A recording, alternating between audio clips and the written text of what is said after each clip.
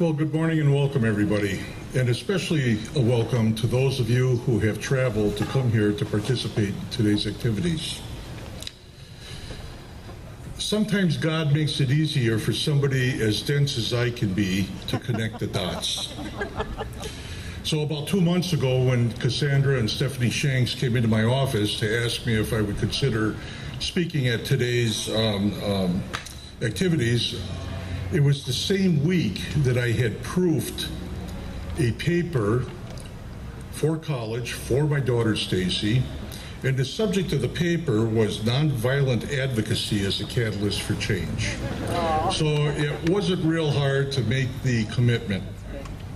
So a lot of what I'm going to talk about today has to do with Stacy's paper and the lessons that I learned and hopefully can partake to you.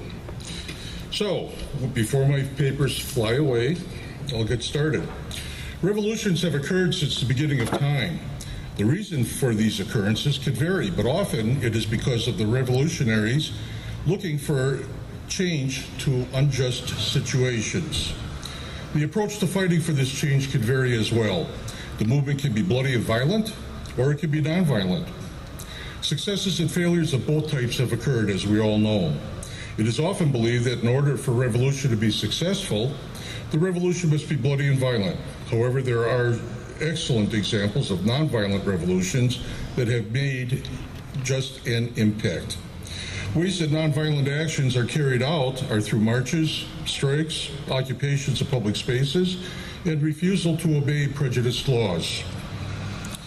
Who are the leaders of some of these peaceful revolutions, and what can we learn from them?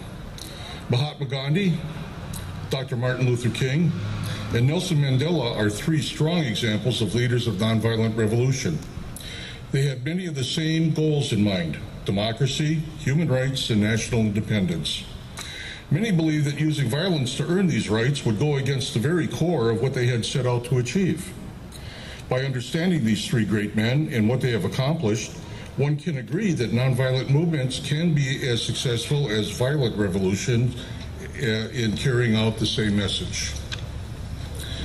Mahatma Gandhi was a visionary leader who set out to change laws and human nature with the use of nonviolence in a racially divided India. He is noted for saying, "I am prepared to die, but I will not kill." This statement demonstrates how devoted Gandhi was to his beliefs and to the tactics of nonviolence.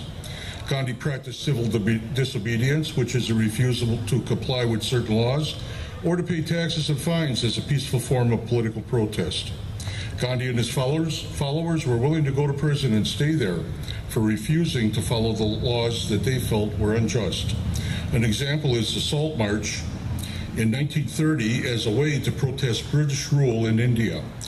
Due to his imprisonments, Gandhi learned to lead his rebellion from prison. One benefit of the tactics used by Gandhi is that these actions are difficult to suppress using traditional means, and little by little change can be made. Two people that have been motivated by Gandhi's beliefs and actions were Martin Luther King Jr. and Nelson Mandela. King fought for the equality and civil rights of black people in America. Like Gandhi, King also practiced nonviolence even in the face of brutal prejudiced opposition. Also, like Gandhi, King was imprisoned many times for reasons of civil disobedience. A message written by King during one of his imprisonments stated, "In any nonviolent campaign, there are 4 basic steps: collection of facts, negotiation, self-purification, and direct action." This shows that King carefully planned any actions that he or others in the movement participated. King and others were able to use this opportunity to turn the jail into a haven of liberty and freedom. King believed that nonviolence is power and indicated that he is a man of conviction and not a man of conformity. His beliefs were strongly held by his Christian faith. Another man moved by the beliefs and actions of Gandhi was Nelson Mandela. This man also sought to make a difference by practicing nonviolence. He too spent many years behind prison walls, and due to his hard work and dedication, while there, he emerged from prison to lead his country of South Africa to a new beginning. By practicing his nonviolent ways in prison, the guards feared him and respected him at the same time. This was also happening on the world outside of Mandela's cell. While some that once followed him did turn to acts of aggression, Mandela stayed true to what he believed. While in prison, his own wife, whom he loved deeply, turned to more extreme measures of fighting that went against Mandela's beliefs. As difficult as it was, Mandela left her so as not to be associated with that type of behavior. Mandela believed that nonviolence showed physical and moral courage. It was his own values and morals that lead him on the path that helped create equality in South Africa. So at the beginning, I talked a little bit about connecting the dots. I'll give you another one to connect. As we sit here today and as these talks are happening around the state, we have the Pope who has been here for a week now. And we take a look at what this current Pope has been doing to try to be more inclusive and be a spokesman that can facilitate change without violence. We only need to look at what he was able to broker with the relationship between the United States and Cuba. And as we stand here today, he's currently at Mass in Philadelphia.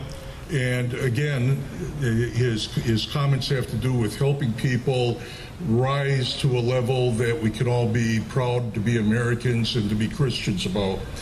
So his messages to our nation as well as the world use persuasive urging rather than rants. And I think that he is just a great current example of how we can facilitate change. So closer to home, we have had examples over the last year of how different communities react to very unfortunate incidents. In one, looting, rioting, and poor communications fostered an ongoing saga of divisiveness between groups. In another similar incident, we saw church and civic leaders reacting immediately in a nonviolent role to effect dialogue and change. So how does that filter down to Baraboo, and how does this work for us? Well, we choose to use things like our fairs, our concerts, projects like the mural, and events like today to bring together a diverse cross-section of the community. We choose to be inclusive rather than divisive. Thank you for your attention.